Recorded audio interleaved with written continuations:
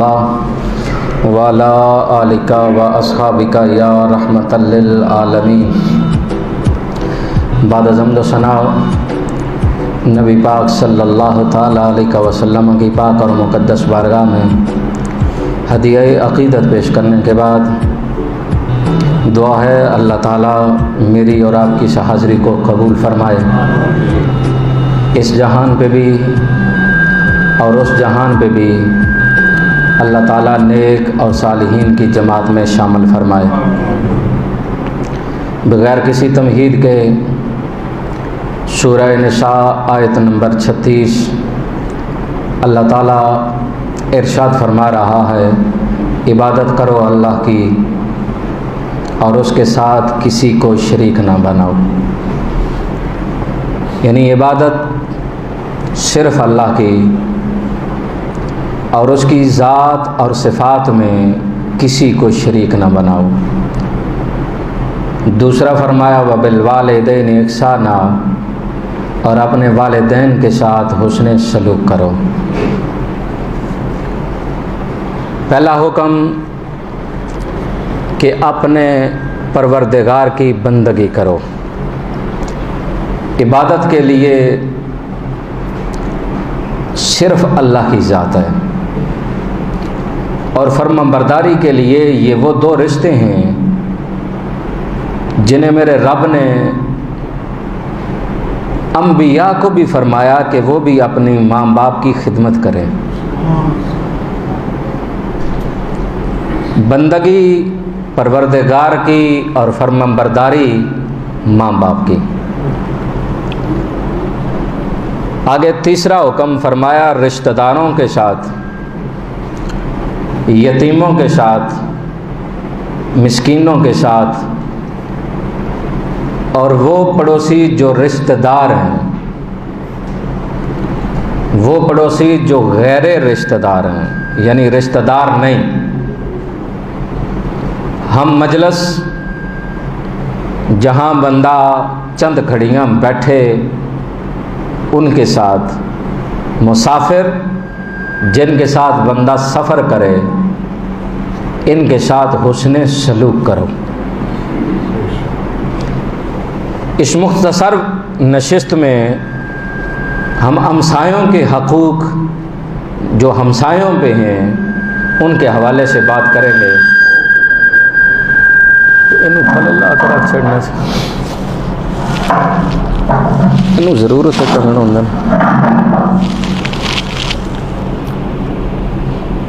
اس حوالے سے جو قرآن اور حدیث ہمیں تعلیم دیتا ہے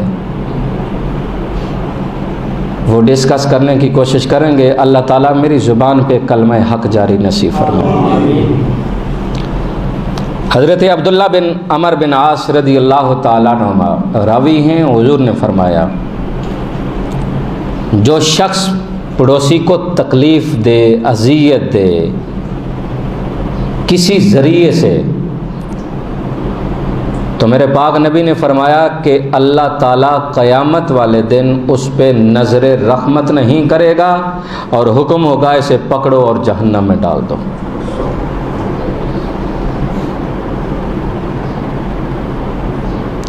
حالانکہ اتنا ہی کافی تھا کہ اگر حضور فرما دیتے کہ اللہ تعالیٰ اس پہ نظر رحمت نہیں کرے گا، جب نظر رحمت نہیں کرے گا تو گویا وہ عذاب کا مستحق ہے۔ حضرت ابن مسعود رضی اللہ تعالیٰ عنہ راوی ہیں، امام احمد بن حنبل نے لکھا ہے کہ حضور فرماتے ہیں اس وقت تک کوئی مسلمان نہیں ہو سکتا جب تک کہ اس کے ہاتھ اور زبان سے دوسرا مسلمان محفوظ نہ ہو۔ یعنی مسلمان ہو اس کی زبان سے اور اس کے ہاتھ سے دوسرا مسلمان محفوظ نہ ہو، وہ مسلمان ہی نہیں۔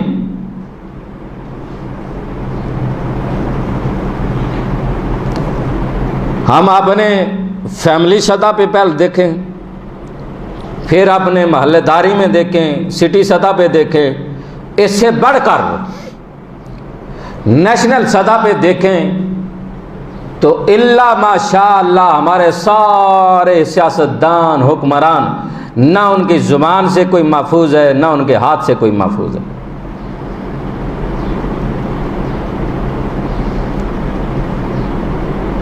یعنی ہم یہاں نیچے سے لے کر اوپر تک جائیں تو اللہ ماشاء اللہ سارے ہی مسلمان ہیں.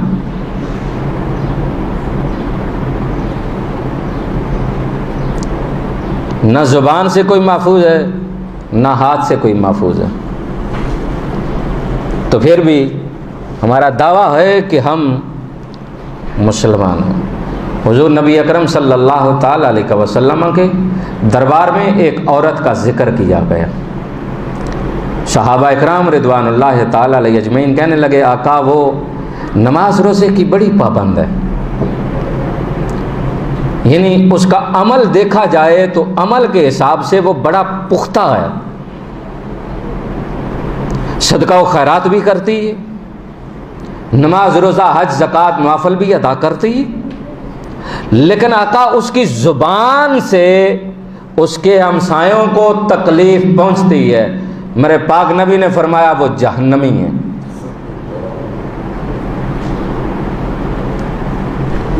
ایک جانب نماز روزہ اعمال سب، اب نماز ہے تو نماز کا اخلاص بھی تو دیکھے نا، روح بھی دیکھے نماز کی.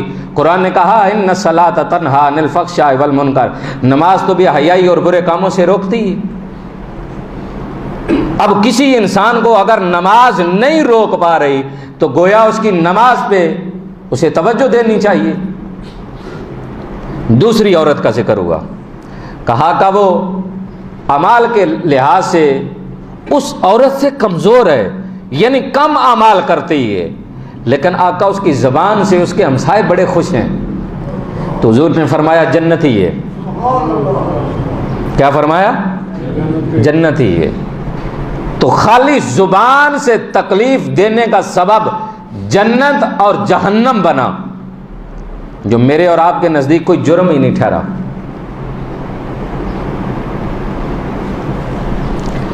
اللہ اکبر. حضرت عبداللہ بن عمر بن عاص رضی اللہ تعالیٰ عنہ، آپ نے غلام کو حکم دیا کہ بکری ذبح کرو. بکری ذبح ہوئی تو ساتھ فرمایا اس کا نا کچھ گوشت ہمسایوں کے گھر میں بھی دے آنا. اب آپ کسی کام میں مشغول ہو گئے، جب واپس تشریف لائے تو پوچھا کہ ہمسایوں کے گھر میں گوشت بھیجا ہے؟ غلام نے عرض کیا حضور وہ تو یہودی ہے، جس ہمسائے کو آپ بھیجنا چاہ رہے ہیں وہ تو یہودی ہے. حضرت عبداللہ بن عمر بن عاص نے فرمایا منہ سنبھال کر بات کرو، یہ میرے نبی کا حکم ہے، ہمسایہ کافر بھی ہو تو اس کا بھی خیال رکھو. ہمسایہ بولیے ذرا، ہمسایہ کافر بھی ہو تو اس کا خیال رکھو. حضرت حسن بصری رحمۃ اللہ تعالی علیہ جو حضور نے ہمسائے کے حقوق بیان کیے وہ کیا ہیں؟ حضرت حسن بصری رحمۃ اللہ تعالی علیہ فرماتے ہیں سب سے پہلے اگر ہمسایہ تجھ سے قرض مانگے تو اسے قرض دو. ہمسایہ قرض مانگے تو اسے قرض دو. ساڈے گھر تے ہمسایاں دے بال اگر کھیڑتے ہیں بال سٹ دین تے اسی بال کدی نہیں دیتا تے قرض کنے دینا جی. ہمسایوں کے گھر سے آندھی طوفان میں کوئی کپڑا ہی اڑ کر ہمارے گھر میں آ جائے تو ہم نے وہ کبھی واپس نہیں کیا، ہم ہمسایوں کو کیا دیں گے؟ تو پہلا ہمسائے کا حق کہ اگر وہ قرض مانگے تو اس کو قرض دو. دوسرا دعوت دے تو اس کی دعوت کو قبول کرو. دعوت کرے تو اس کی دعوت کو 100 میں سے 5 بندے ایسا کرتے ہیں، 95 اسٹیٹس کے اندر مر جاتے ہیں. اگر ہم وہاں چلے گئے تو کسی نے دیکھا تو وہ کیا کہے گا تسی اس مسکین یتیم دے دعوت تے آ گئے ہو. لوگ کیا کہیں گے بھائی صاحب انہوں چھڑ دے ہو. تو لوگ کیا کہیں گے کہ اس غریب کی دعوت پہ آ گئے. تو حضور کیا فرما رہے ہیں؟ اگر قرض مانگے تو قرض دو، دعوت کرے تو دعوت قبول کرو۔ تیسرا حکم، وہ بیمار ہو جائے تو اس کی بیمار پرسی کرو، وہ بیمار ہو جائے تو یہ اتنا پیارا عمل ہے۔ حضور نے فرمایا جو صبح جاتا ہے نا بیمار پرسی کرنے کے لیے، شام تک فرشتے اس کے نامہ اعمال میں نیکیاں لکھتے رہتے ہیں۔ جو شام کو جائے، صبح سورج طلوع ہونے تک فرشتے اس کے نامہ اعمال میں نیکیاں لکھتے رہتے ہیں۔ ہم تو بیمار پرسی بھی اس کی کریں گے جہاں دیکھا کہ ناراض نہ ہو جائے یا ناراضگی نہ بن جائے، یا وہاں جائیں گے جہاں فوٹو تصویر آ جائے کہ جناب یہ وہاں گئے تھے تو بیمار پرسی کی، یہ دیکھیں یہ دیکھیں یہ دیکھیں۔ ہمسائے کا حق ہے کہ وہ بیمار ہو تو اس کی بیمار پرسی کرے۔ چوتھا حق کہ وہ مدد مانگے تو اس کی مدد کی جائے، وہ مدد مانگے تو اس کی مدد کی جائے، لڑائی جھگڑا نہیں۔ وہ مصیبت کا شکار ہو جائے، پانچواں حق، وہ مصیبت کا شکار ہو جائے تو تعزیت کرو، اسے خوشی ملے تو مبارک دو۔ کیا مطلب؟ اگر وہ غم میں ہو تو اس کا غم بانٹو، اس کے غم میں شامل ہو وہ۔ اگر اسے خوشی ملے تو خوشی میں شامل ہو، مبارک دو، اور اس کی خوشیوں میں شامل ہو کر شریک ہو کر اسے احساس دلاؤ کہ تیری خوشی پہ ہم خوش ہیں، تیرے غم ہونے پہ ہم دکھی ہیں، یہ احساس دلاؤ۔ ساتواں، جب وہ مر جائے تو اس کی نماز جنازہ پڑھو۔ جب وہ مر جائے، کیا ہم نے کبھی ایسا کیا؟ ہم تو نماز جنازہ بھی اسی کی پڑھتے ہیں جہاں ناراضگی کا سبب ہو، جہاں رشتہ داری ہو۔ خدا کی قسم وہ خوش نصیب ہے جو صرف مسلمان سمجھ کر کے کسی کی نماز جنازہ پڑھتا ہے۔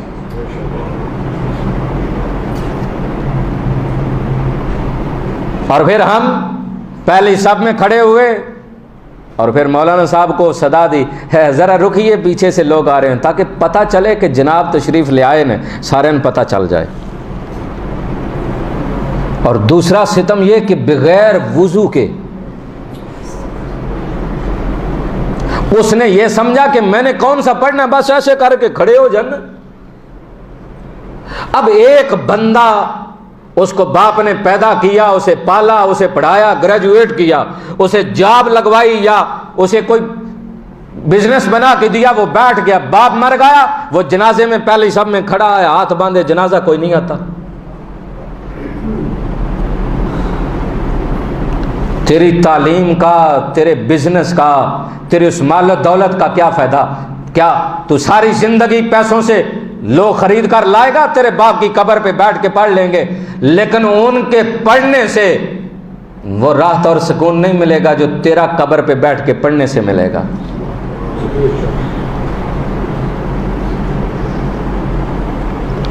جب مر جائے تو اس کی نماز جنازہ پڑھو۔ سب سے اہم جو چیز ہے، جب ہمسایہ گھر میں موجود نہ ہو، اس کے بچے ہوں، اس کی بیوی ہو، تو حضور نے فرمایا اس کی عزت، اس کے بچوں کو دیکھ بھال اور اس کے گھر کی دیکھ بھال دوسرے ہمسائے پہ فرض ہے کہ وہ ان کا خیال رکھے۔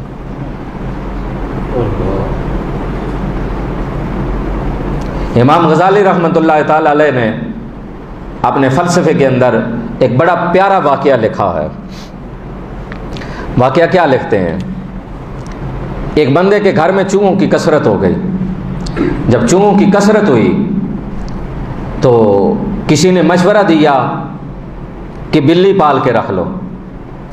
جب بلی رکھو گے تو وہ چوہوں کو سنبھال لے گی۔ آج جدید دور ہے، اس وقت یہ معاملے نہیں تھے۔ آج تو بازار میں صدا دیتا ملتا ہے کہ چوہے مار گولیاں لے لو۔ اب چوہے مارنے کے لیے لوگ کم لیتے ہیں، بندوں کو مارنے کے لیے زیادہ لیتے ہیں۔ اس گئے گزرے دور کے اندر بندہ مارنا آسان ہے، چوہا مارنا مشکل ہے۔ یہ چند دن پہلے آپ کے 2-4 دنوں کے اندر آپ کے اس گجرات کے اندر 7 سے 8 آدمی بغیر کسی وجہ قتل کیے گئے۔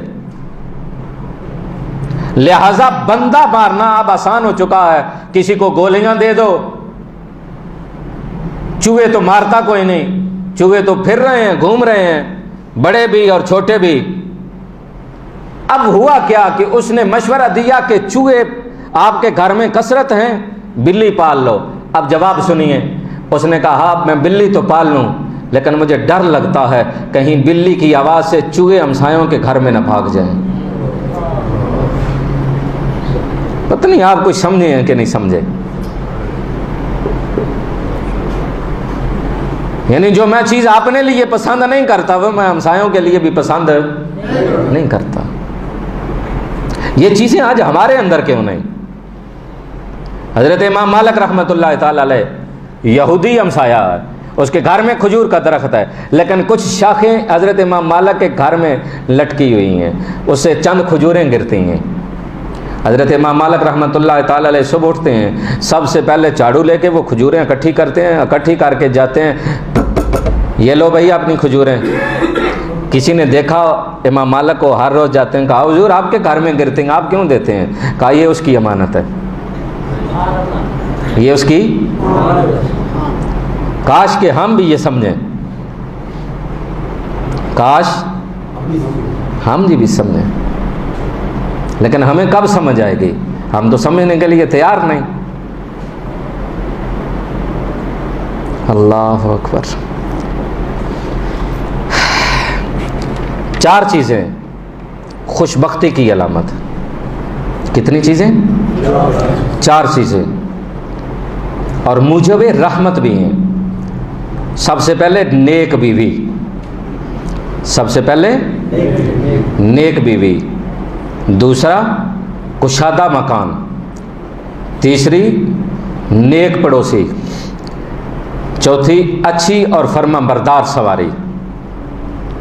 یہ پہلے زمانے کی فرما بردار اور اس زمانے کی اچھی، یعنی اچھی گاڑی ہو، اچھا موٹر سائیکل ہو، وہ اللہ کی نعمت ہے، موجب رحمت ہے۔ اور پہلے زمانے میں خچر، اونٹ، گھوڑا اس طرح کی سواری ہوتی تھی، وہ اگر فرما بردار ہو تو سوار کو اسے آسانی ہوتی ہے۔ اور اچھی بیوی، آج بھی ایسا ہی معاملہ ہے کہ جب آپ بچوں کے رشتے دیکھنے جاتے ہیں یا بچیوں کے، تو کاش آپ ساری چیزیں دیکھیں، منع نہیں کیا گیا، لیکن کاش ساتھ یہ بھی دیکھیں جو میرے لجپال نبی کی منشا تھی، سارا کچھ دیکھنا، حسن، مال، سارا، لیکن ساتھ یہ بھی دیکھنا بچہ دیندار ہے کہ نہیں۔ جب بچی کا دیکھنے جاؤ تو دیکھنا بچی دیندار ہے کہ نہیں۔ جب دیکھنے پہ یہ آؤ اور ڈیمانڈ کرنے پہ یہ آؤ کہ کار دو گے تو ہم تمہاری بچی سے رشتہ کریں گے، نہیں دو گے تو کہیں اور بیاہ لو۔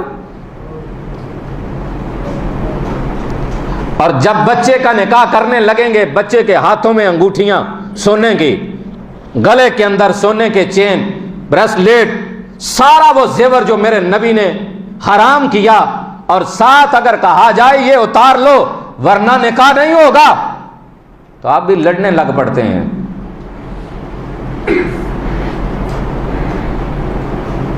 حرام چیزیں جب اس کے بدن پہ ہوں گی تو نکاح کیسے ہوگا؟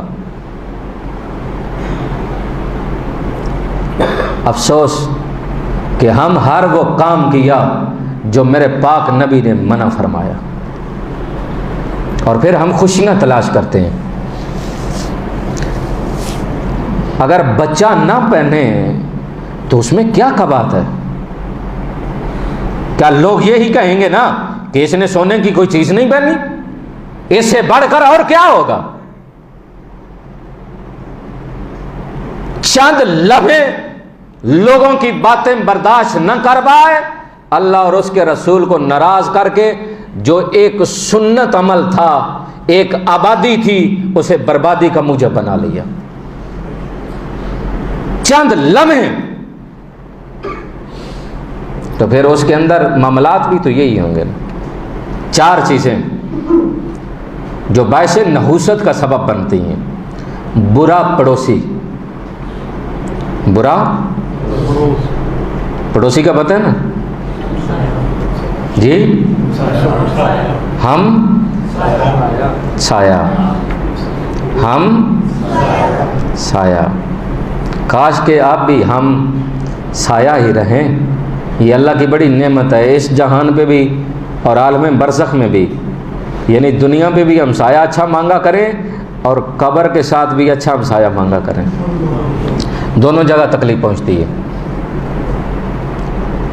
ہاں میرے پاک نبی نے یہ ضرور فرمایا، اگر ہمسایوں کی تکلیف پہ صبر کرو گے اللہ کل قیامت کے دن اجر عطا فرمائے گا۔ اب سارے تو اچھے بھی نہیں نا بن سکتے، اگر سارے اچھے بن جائیں تو پھر یہ زمانہ جنت نہ بن جائے۔ اب کسی کے مقدر میں لانتے بھی تو ہیں نا، سارے شاباشی تو نہیں نہ لیں گے، سارے لوگوں کی دعائیں تو نہیں نہ لیں گے، کسی کے مقدر میں ذلت ہے، کسی کے مقدر میں گالیاں ہیں، کسی کے مقدر میں اچھائی ہے، بھلائی ہے، دعائیں ہیں، صدقہ جاریہ ہے، ہر بندہ کے اپنا اپنا نصیب ہے، وہ جو اس نے اپنے نصیب میں لینا۔ تو پہلا برا پڑوسی، دوسری بری عورت، تیسری بری سواری، چوتھا تنگ مکان۔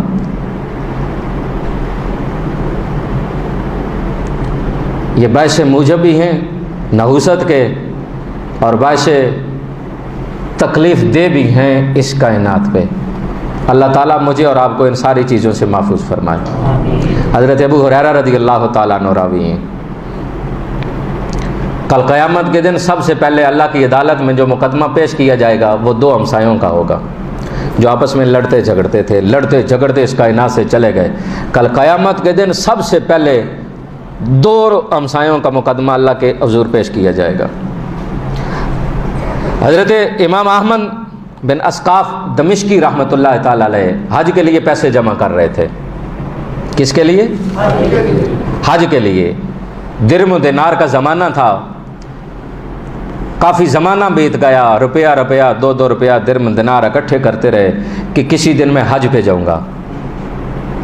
ہر بندے کی خواہش ہوتی ہے اللہ تعالیٰ آپ سب کو مدینے لے جائے۔ پیسے اکٹھے کرتے رہے، حج سے چند دن پہلے اپنے بیٹے کو بھیجا ہمسایوں کے گھر میں کسی کام کے لیے۔ بیٹا گیا تو ہمسائے گوشت کے ساتھ روٹی کھا رہے ہیں، بچے بھی ہیں۔ اب حضرت امام احمد بن اسقاف رحمۃ اللہ تعالی علیہ کا بیٹا گیا، دیکھا، انہوں نے بیٹے کو یہ نہیں کہا کہ آؤ تم بھی کھانا کھا لو۔ بچہ دیکھتا رہا، واپس آیا، منہ بنا ہوا تھا۔ تو باپ نے پوچھا کیا ہوا؟ کہا وہ گوشت روٹی کھا رہے تھے تو آپ کے ہمسایوں نے مجھے اتنا بھی نہیں کہا کہ بیٹا تم بھی آ کے کھا لو۔ بچہ تھا، آپ کو دکھ ہوا، آپ گئے۔ جب گئے نا تو ہمسایوں سے کہا ماشاءاللہ آپ تو گوشت کے ساتھ روٹی کھا رہے ہیں، آپ کو اتنی بھی حق نہ پہنچا کہ آپ اس معصوم بچے کو کہتے کہ آؤ تم بھی بیٹھ کے کھا لو۔ وہ ہمسایہ زاروں کے تار رونے لگا، روتے روتے بے ہوش ہو گیا۔ جب ہوش آیا تو کہنے لگا امام احمد سے کہ سنو، میں آپ کے بچے کو اس لیے نہیں کہا کہ ہمارے گھر میں کئی دنوں سے افاقہ تھا، اب نوبت یہ پہنچی ہلاکت کی، میرے بچے مرنے لگے، تو میں جنگل میں گیا، ایک مردار بکری کا گوشت لایا ہوں، مردہ بکری تھی، کچھ گوشت لایا ہوں، وہ بچوں کو کھلا رہا ہوں۔ آپ تو پاکیزہ لوگ تھے، آپ کے بچے پاکیزہ تھے، ہم گناہ گار تھے، میں نے مناسب نہ سمجھا یہ حرام گوشت آپ کے بچے کو کھلاؤں۔ حضرت امام احمد بن اسقاف رحمۃ اللہ تعالی وہیں گرے، بے ہوش ہو گئے۔ جب ہوش آیا گھر آئے، گھر سے سارا درم و دینار جو حج کے لیے تھا اٹھا کر ہمسائے کو دیا، ساتھ معافی مانگی اور روتے ہوئے آ کر بیٹھ گئے، کہا مولا کل قیامت کے دن مجھے معاف کرنا، تو کل مجھ سے سوال نہ کرنا کہ میں تو حج کے لیے پیسے اکٹھے کرتا رہا اور میرے ہمسائے میں لوگ حرام گوشت کھاتے رہے، مولا مجھے معاف کرنا۔ حضرت ذوالنون مصری رحمۃ اللہ تعالی علیہ حج پہ گئے، جب جبل رحمت پہ پہنچے تو غیب سے آواز آئی، ذوالنون مصری سنو، جب واپس جاؤ تو دمشق میں جانا اور میرے احمد سے کہنا کہ رب نے تیری نیکی بھی قبول کر لی ہے، تیرا حج بھی قبول کر لیا، اور تیری وجہ سے اس دفعہ جتنے حج کرنے آئے ہیں ان کا حج تیرے وسیلے سے قبول کیا۔ حضرت ذوالنون مصری رحمۃ اللہ تعالی علیہ حج کر کے جب واپس آئے، سیدھا دمشق حضرت امام احمد بن اسقاف دمشقی رحمۃ اللہ تعالی علیہ سے آ کر سوال کیا، آپ کا تو حج پہ جانے کا ارادہ تھا، کیا ہوا، آپ حج پہ کیوں نہیں گئے؟ کہا بس کو مجبوری بنی تھی جس کی وجہ سے نہ جا سکا۔ کہا وہ مجبوری کیا تھی؟ وہ جاننا چاہتے تھے کہ کون سا ایسا عمل کیا جس کی وجہ سے اللہ تعالیٰ نے اتنا بڑا انعام دیا، اتنا فضل کیا۔ تو کہا کیا نیکی ہے؟ کہا میرے ہمسائے میں لوگوں کو ضرورت تھی تو اس لیے میں وہ سارا پیسہ اٹھا کے ہمسایوں کو دے دیا ہے، تو میں اس لیے وہاں نہ جا سکا۔ تو کہا مبارک ہو تجھے، رب نے تیری یہ نیکی بھی قبول کر لی ہے، رب نے تیرا حج بھی قبول کر لیا۔ آج سکا بھائی جیسے ضرورت ہے پیسوں کی، لیکن بھائی حج پہ حج، عمرے پہ عمرے کرتا جا رہا۔ سکی بہن بیوہ ہے، لوگوں سے زکوٰۃ لے کر گزارا کر رہی ہے، اور سکا بھائی نران کگان مزے کر رہا ہے، سیر کر رہا ہے۔